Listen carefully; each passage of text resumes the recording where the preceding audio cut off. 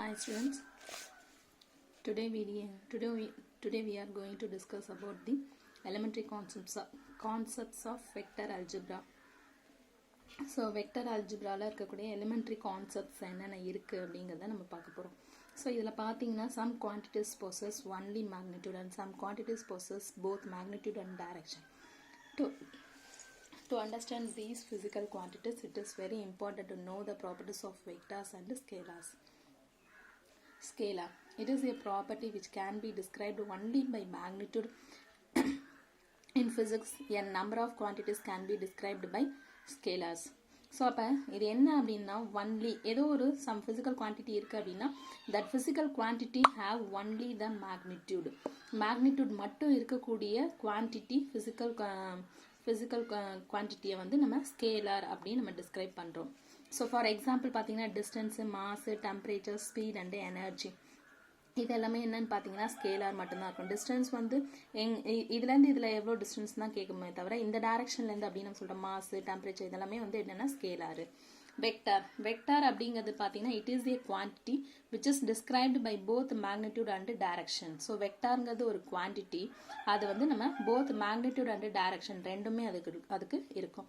Geometrically a vector is a directed line segment which is shown in a figure. In physics, certain quantities can be described only by vectors. So, இதில பார்த்தோம் அப்படின்னு சொன்னா it is a quantity which is described by both magnitude and direction. Magnitudeம் directionம் ரெண்டும் சேர்ந்து இருந்துச்சுன்னா அதுக்கு பேர் வெக்டார்னு சொல்றோம். Geometrically vector அப்படிங்கிறது directed line segment. அதுதான் இததான் நம்ம வந்து வெக்டார் நம்ம சொல்றோம். ஓகேங்களா? In physics, certain quantities can be described only by vectors. So, for examples என்னென்ன அப்படின்னு சொல்லி பார்த்தோம்னா force, velocity, displacement, position vector, acceleration, linear momentum and angular momentum. These are called as vectors. ஓகேங்களா?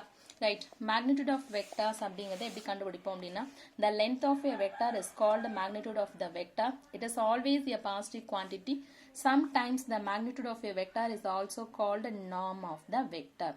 For a vector the magnitude or norm is denoted by the modulus of a vector or simply a. ஓகேங்களா? So இப்போ இதை தான் நம்ம என்னன்னு சொல்றோம் அப்படின்னா மேக்னிடியூட்னு சொல்றோம். மேக்னிடியூட் அப்படிங்கிறது பார்த்தீங்கன்னா லென்த் ஆஃப் எ வெக்டாரை மேக்னிடியூட்னு சொல்லலாம்.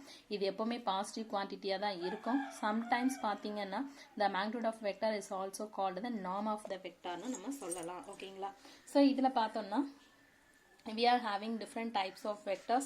First one is equal vector, collective vectors, then unit vectors, orthogonal unit vectors. We have different kinds of vectors. First one is equal vector.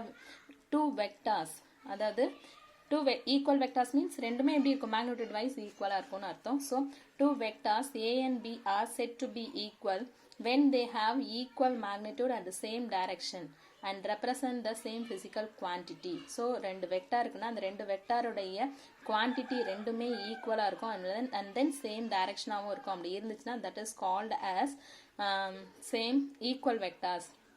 அது மட்டும் இல்லாம அது ரெண்டுமே சேம் பிசிக்கல் குவான்டிட்டியாவும் இருக்கும். ஓகேங்களா? Next one collinear vectors. Collinear vectors அப்படின்னு பார்த்தோம் அப்படின்னு சொன்னா which act along the same line. ஒரே லைன்ல இருந்துச்சு அப்படின்னு சொன்னா அது கொலினியர் வெக்டார் சொல்லுவோம். the angle between them can be 0 degree or 180 degree ன்னு சொல்லுவோம். 0 degree or 180 degree. so next one பாத்தீங்க அப்படின்னா parallel vectors. parallel vectors அப்படிங்கிறது என்னன்னா A and B ரெண்டு வெக்டார் இருக்கும். அந்த ரெண்டு வெக்டாரும் சேம் டைரக்ஷனா இருக்கும். சேம் அதாவது ஒரே டைரக்ஷன்ல ஒரே மாதிரி போகக்கூடிய ஒரே டைரக்ஷன்ல ரெண்டு லைன் போச்சு அப்படின்னு சொன்னா that வந்து parallel line நம்ம சொல்லுவோம். ஓகேங்களா? then the angle between them is 0 degree. அது ரெண்டுமே ஈக்குவலா இருக்கணும்ன்ற அவசியம் கிடையாது. ஈக்குவலா இருக்கணும்ன்ற அவசியம் இல்லை. ஓகேங்களா? சோ இப்ப பாத்தீங்கன்னா A and B இது ரெண்டுமே இப்படி இருக்கு. அப்ப இது ரெண்டுமே என்னன்னா A and B ரெண்டுமே parallel vectors, not equal. ரெண்டுமே என்ன கிடையாது ஈக்குவல் கிடையாது. ஆனாலுமே என்னது ரெண்டுமே parallel vectors. ஓகேங்களா? Right. Anti parallel vectors. Anti parallel means இந்த டைரக்ஷன் ரெண்டுமே சேமா இருந்ததுனால இது parallel சொல்றோம். சப்போஸ் இது டைரக்ஷன் ஆப்போசிட் டைரக்ஷன் இருந்துச்சுன்னா இது என்ன ஆயிட போகுது கண்டிப்பா ஆன்டி parallel vectors மாறிடும். So different directions, opposite directions. different கிடையாது, opposite directions. When they are in opposite directions along the same line or on parallel lines, then the angle between them is 180 degree. So this is called as anti-parallel lines, anti-parallel vectors. So anti-parallel vectors means connect பண்ணோம் அப்படின்னு சொன்னா இந்த மாதிரி இருக்கும். So this angle is 180 degree. ஓகேங்களா? Right. Unit vectors means a vector divided by its magnitude is a unit vectors. ஒரு vector எடுத்து அதனுடைய magnitude நம்ம divide பண்றோம் அப்படின்னு சொன்னா that is called as unit vector. The unit vector for a vector is denoted by a cap. It has a magnitude equal to unity or 1. Unity or 1. So vector இருக்கு அப்படின்னு சொன்னா a vector divided by its magnitude is a unit vector. A vector divided by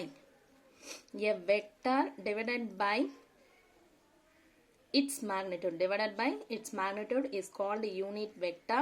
Then the unit vector for a vector is denoted by a cap and this value is 1.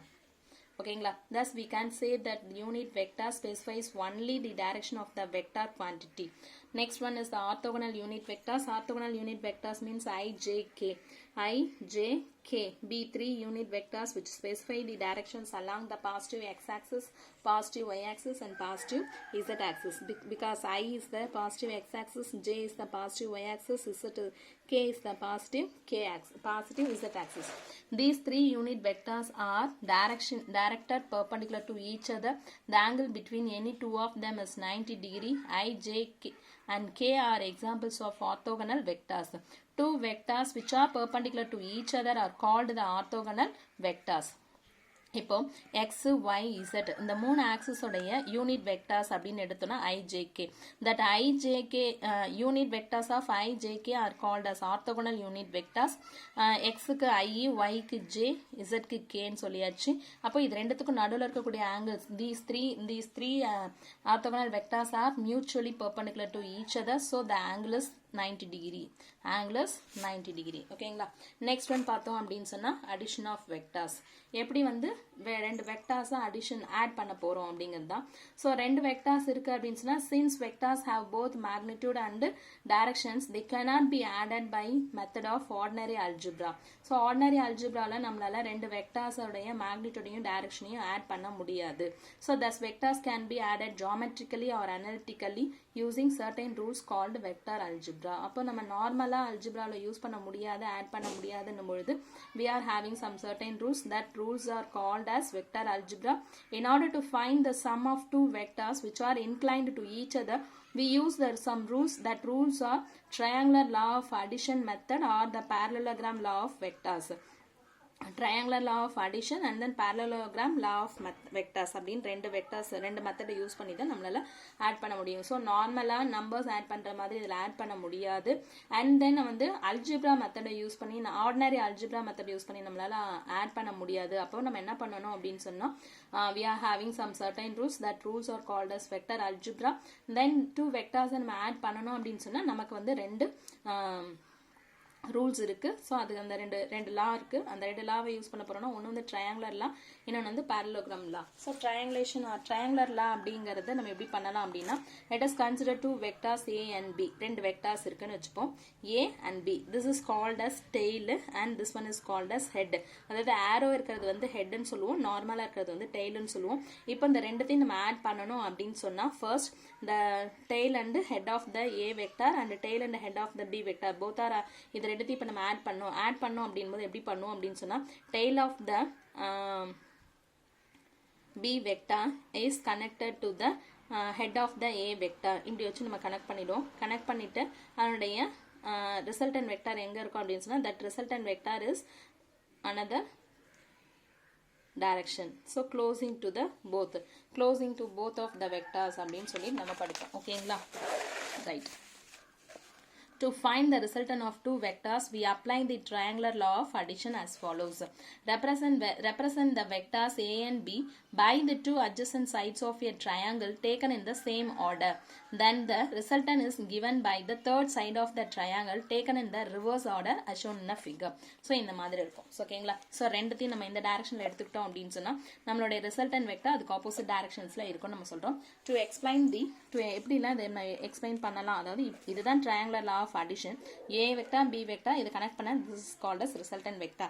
இது இப்படி சொன்னது இப்படி to explain further the head of the first vector a head of the first vector a is connected to the tail of the second vector b. Let theta be the angle between the angle between a and b. A and b க்கு ரெண்டுத்துக்கு நடுவுல இருக்கக்கூடிய angle. Then the r vector is the resultant vector connecting the tail of the first vector and head of the second vector. ஓகேங்களா?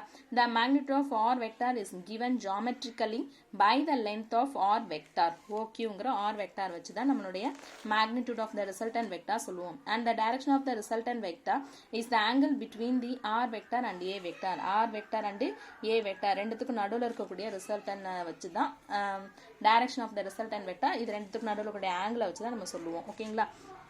Thus we write r vector is equal to a vector plus b vector. That is r vector is equal to oq vector, a vector is equal to op vector, b vector is equal to pq vectors. So இதை தான் நம்ம இங்க r vector, a vector plus b vector போட்டோமா. The magnitude of resultant vector எப்படி கண்டுபிடிக்க போறோம்? The magnitude and angle of the resultant vector are determined as follows. So அப்ப நம்ம ஒரு law யூஸ் பண்ணி தான் நம்ம கண்டுபிடிக்க போறோம். ஸோ இதில் டைரக்ஷன்ஸையும் அண்ட் தென் மேக்னிடியூடையும் ரெண்டுமே இப்போ கண்டுபிடிக்க போறோம். எப்படின்னா consider the triangle ABN. Consider the triangle ABN. So ABN அப்படிங்கிற ஒரு ட்ரையாங்குலரை கன்சிடர் பண்ணியிருக்கோம். which is obtained by extending the side OA to ON. ABN is the right angle triangle. இப்போ என்ன பண்றோம்னா OA அப்படிங்கிற வெக்டாரை எக்ஸ்டெண்ட் பண்ணுங்க. எக்ஸ்டெண்ட் பண்ணா இப்படி வரும். ரைட். அடுத்தது ONங்கிற வெக்டாரை எக்ஸ்டெண்ட் பண்ண போறோம். OA to ON ன்னு எக்ஸ்டெண்ட் பண்ணிட்டோம். ஓகேங்களா? ரைட். இதுக்கு நம்ம ஒரு பெர்பெண்டிகுலர் லைன் டிரா பண்ணும் பொழுது இப்படி நமக்கு ஒரு ட்ரையாங்கிள் கிடைச்சிரும். that triangle is இந்த பாயிண்ட்டை A ன்னு எடுத்துப்போம். A P ன்னு கொடுத்துருக்கிறது A, இங்க N, இங்க Qங்கிறது B ன்னு வச்சிரும். ஸோ இப்போ OAங்கிற வெக்டரை எக்ஸ்டெண்ட் பண்ணி AN வரைக்கும் கொண்டு போயிருக்கோம். So இது ஒரு right angle triangular consider பண்ணிட்டோம். So this angle is 90 degree and the resultant காக இங்க ஒரு angle போட்டிருக்கோம். ஓகேங்களா? இப்போ இதுல நம்ம right cos theta ஓட வேல்யூ கண்டுபிடிக்கணும். cos theta is equal to, so இப்போ இது ஒரு right angle triangular consider பண்ணிட்டோம். இதுல இருந்து cos theta நம்ம கண்டுபிடிக்கிறோம் அப்படின்னா cos theta is equal to opposite adjacent side by hypotenuse. Adjacent side by hypotenuse. Adjacent side ஓட வேல்யூ நமக்கு தெரியாது an, hypotenuse ஓட value b vector. so b போட்டுட்டோமா? ரைட். இதுல இருந்து நம்ம கண்டுபிடிக்க வேண்டியது an ஓட வேல்யூ நம்ம கண்டுபிடிச்சோம் அப்படின்னு சொன்னா b cos theta ன்னு கிடைக்கும். ஓகேங்களா? ரைட். இது போட்டாச்சு. Next one sin theta. sin theta is equal to opposite side by hypotenuse. Opposite side bn, hypotenuse b vector, bn by b. So இதுல bn ஓட value is equal to b sin theta. So b cos theta, b sin theta நமக்கு தெரிஞ்சிருச்சு. Right. இதெல்லாம் நமக்கு என்ன வேணும்? For the triangle OBN. For the triangle OBN. Right. We have OB square. We have OB square is equal to ON square plus BN square. ஓகேங்களா? For the right angle triangle, by using the Pythagoras theorem, OB square is equal to ON square plus NB square or BN square. ஓகேங்களா? OBங்கிறது R vectors, right? ONங்கிறது தெரியாது, NBங்கிறது நமக்கு தெரியாது. that means அது கண்டுபிடிச்சுக்கோம், b sin theta ன்னு கண்டுபிடிச்சுக்கோம். So அதை மட்டும் இங்க கொண்டு சப்ஸ்டியூட் பண்ணுங்க. இப்போ ON ஸ்கொயர் நமக்கு தெரியுமான்னு பார்த்தீங்கன்னா ON ஸ்கொயரோட வேல்யூ, ON ஓட வேல்யூ நமக்கு தெரியாது. ஆனால் நமக்கு தெரிஞ்ச வேல்யூ என்னன்னா OA தெரியும், another one AN தெரியும். ஸோ அப்போ ONங்கிறது என்னது? OA plus AN. OA plus AN. So நம்ம என்ன பண்ணிட்டோம்? இப்போ இங்க ON நம்ம எப்படி பிரிச்சு எழுதிட்டோம்? OA plus AN. OA ஓட வேல்யூ A வெக்டார், AN ஓட value B cos theta. So இதுங்க கொண்டாந்து சப்ஸ்டியூட் பண்ணிட்டோம். அப்போ R square is equal to A plus B cos theta whole square plus B sin theta whole square. So இதை A plus B whole square ஃபார்முலால explain பண்ணிடுங்க. அப்போ explain பண்ணா A square plus B square cos square theta plus 2AB cos theta plus B square sin theta. ஓகேங்களா? So இது ரெண்டுத்துலையும் B square காமனாக இருக்குது, வெளில எடுத்துட்டோம்னா cos square theta plus sine square theta 1. So A square plus B square இதனோட value 1 plus 2ab cos theta. So R square is equal to A square plus B square plus 2ab cos theta. We have only R. So R is equal to square root of A square plus B square plus 2ab cos theta. So இது வந்து magnitude of the resultant vector of A and B. Resultant of A and B. நமக்கு direction வேணும். So direction of resultant vectors. If theta is the angle between A and B. If theta is the angle between A and B. A க்கும் B க்கும் நடுவில் இருக்கக்கூடிய angle B. நமக்கு தேவை O and R க்கு நடுவில் இருக்கக்கூடிய தேவை. So அதனால alpha எடுத்துப்போம். If R makes an angle alpha with A, then the triangle OBN, triangle OBN, இது வந்து tan alpha is equal to opposite side by adjacent side. Opposite side என்ன இருக்கு நமக்கு B sin theta. Adjacent side என்ன இருக்கு OA plus AN, that means A plus B cos theta. So tan alpha is equal to bn by on, that will be equal to bn by oa plus an. bn oda value b sin theta, oa oda value a, an oda value b cos theta. So எல்லாத்தையும் substitute பண்ணிட்டோம். Alpha is equal to tan inverse of b sin theta divided by a plus b cos theta. ஓகேங்களா, right. இதுதான் நம்மளுடைய direction of the resultant vectors. Okay, this is the very important question, and this is similar to the parallelogram of law. Parallelogram lawவும் இதே மாதிரி தான் இருக்கும். So இதே தான் parallelogram law of additionக்கும் நம்ம யூஸ் பண்ணுவோம். ஓகேங்களா, ஸோ அது வந்து நம்ம புக்கோடைய பின் சைடில் கொடுத்துருக்காங்க. அதோட எக்ஸ்பிளனேஷனும் சேம் இது சிமிலராக தான் இருக்கும், எந்த சேஞ்சஸும் இருக்காது. ஸோ அதனால் இந்த கொஷினை உடனே படித்து உடனே டெஸ்ட் எழுதிடுங்க. ஓகேங்களா, தேங்க்யூ ஸ்டூடெண்ட்ஸ்.